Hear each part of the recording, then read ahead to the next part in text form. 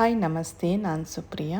ಯಾವಾಗಲೂ ಒಂದೇ ಥರ ಸಾರುಗಳು ಮಾಡಿಕೊಂಡು ತಿನ್ನೋಕ್ಕೆ ಬೇಜಾರಾಗಿದ್ದರೆ ಈ ಥರನೂ ಮಾಡ್ಕೊಂಡು ತಿನ್ಬೋದು. ನಾನಿಲ್ಲಿ ಕರಿಬೇವಿನ ಸೊಪ್ಪು ತಂಬುಳಿ ಮಾಡ್ತಾಯಿದ್ದೀನಿ. ತುಂಬ ಚೆನ್ನಾಗಿರುತ್ತೆ.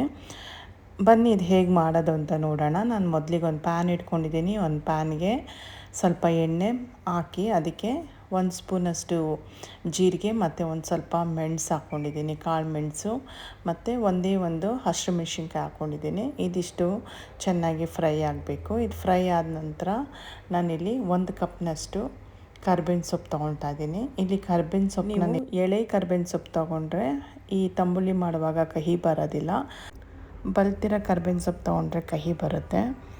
ಇಲ್ಲಿ ನಾನು ಕರಿಬೇವಿನ ಸೊಪ್ಪನ್ನ ಚೆನ್ನಾಗಿ ಕ್ರಿಸ್ಪ್ ಆಗೋವರೆಗೂ ಫ್ರೈ ಮಾಡ್ಕೊಳ್ತಾ ಇದ್ದೀನಿ. ಚೆನ್ನಾಗಿ ಅದು ಗರಿ ಗರಿ ಆಗಬೇಕು ನೋಡಿ, ಈ ಥರ ಅಲ್ಲಿವರೆಗೂ ಚೆನ್ನಾಗಿ ಹುರ್ಕೊಳ್ಬೇಕು. ಇದು ಹುರ್ಕೊಂಡಿದ್ದ ನಂತರ ನಾನಿಲ್ಲಿ ಮಿಕ್ಸಿ ಜಾರ್ಗೆ ಇದೆಲ್ಲನೂ ಹಾಕ್ಕೊಳ್ತಾ ಇದ್ದೀನಿ.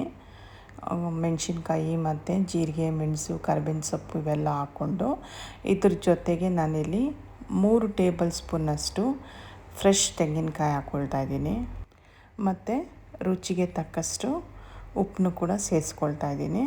ಇದಾದ ನಂತರ ನುಣ್ಣಕ್ಕೆ ರುಬ್ಕೊಳ್ಬೇಕಾಗತ್ತೆ. ನೋಡಿ, ರುಬ್ಬಾಗಿದೆ.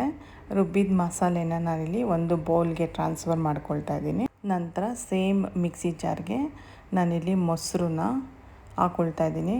1 ರೌಂಡು ಮಿಕ್ಸಿನ ಆನ್ ಆ್ಯಂಡ್ ಆಫ್ ಮಾಡ್ಕೊಂಡ್ರೆ ಆಯಿತು. ನಾನಿವಾಗ ಅದು ಮೊಸರು ಬೀಟ್ ಮಾಡ್ಕೊಂಡಿರೋದನ್ನ ಇವಾಗ ಬೌಲ್ಗೆ ಟ್ರಾನ್ಸ್ಫರ್ ಮಾಡ್ಕೊಳ್ತಾ ಇದ್ದೀನಿ. ಎಲ್ಲನೂ ಒಂದು ಸ್ವಲ್ಪ ನೀರು ಕೂಡ ಸೇರಿಸ್ಕೊಳ್ತಾ ಇದ್ದೀನಿ.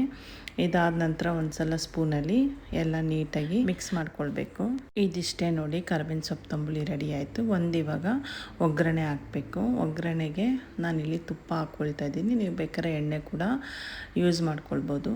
ನಾನಿಲ್ಲಿ ತುಪ್ಪ ನಂತರ ಸಾಸಿವೆ ಮತ್ತು ಜೀರಿಗೆ ಮತ್ತು ಕೆಂಪು ಮೆಣಸಿನ್ಕಾಯಿ ಹಾಕ್ಕೊಂಡು ಒಗ್ಗರಣೆ ಮಾಡಿ ತಂಬುಳಿಗೆ ಹಾಕ್ಕೊಳ್ಬೇಕು.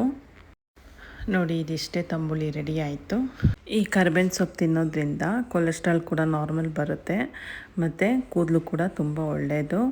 ವಾರಕ್ಕೆ 1-2 ಸಲ ಆದ್ರೂ ಈ ಥರ ತಂಬುಳಿ ಮಾಡಿಕೊಂಡು ತಿಂತಾಯಿದ್ರೆ ಆರೋಗ್ಯಕ್ಕೆ ತುಂಬ ಒಳ್ಳೆಯದು.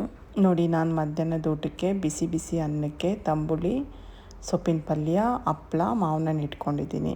ಹಾಗಿದ್ದರೆ ಈ ವಿಡಿಯೋ ನಿಮ್ಗೆ ಇಷ್ಟ ಆಗಿದೆ ಅಂತ ಅಂದ್ಕೊತೀನಿ. ಹಂಗೆ ಇಷ್ಟ ಆಗಿದ್ದರೆ ನನ್ನ ಚಾನೆಲ್ನ ಸಬ್ಸ್ಕ್ರೈಬ್ ಮಾಡಿ ಮತ್ತು ನನ್ನ ಸಪೋರ್ಟ್ ಮಾಡಿ. Thank you. God bless you.